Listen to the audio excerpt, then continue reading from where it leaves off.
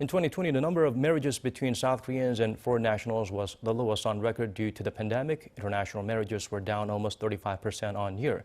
Meanwhile, data also showed an increase in the percentage of babies born to multicultural families, marking the highest ratio of all newborns in the country. Suk-hyen helps us look beyond the digits.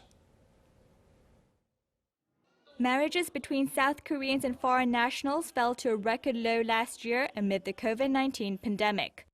Statistics Korea on Monday said that the number of international marriages stood at over 16,000 last year, down more than 8,500 from a year earlier.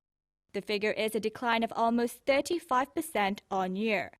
The latest data shows that the group accounted for less than 8% of all marriages in 2020. The shortfall was attributed to the global surge in virus cases. Strict travel restrictions reduced cross-border movements, leading to fewer international marriages.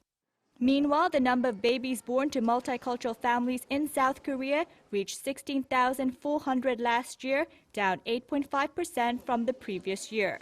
Despite the decrease, however, what appears to be interesting is that they made up 6% of all newborns in the country.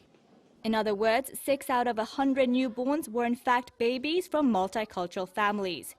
It's by far the highest figure on record. Statistics Korea explained that this was largely due to the country's low birth rate.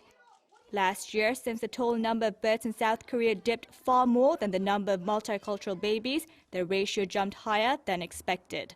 But the agency added that the number of multicultural children may not be as high in the following year since international marriages in 2020 saw a record low. Suk-hyen, Arirang News.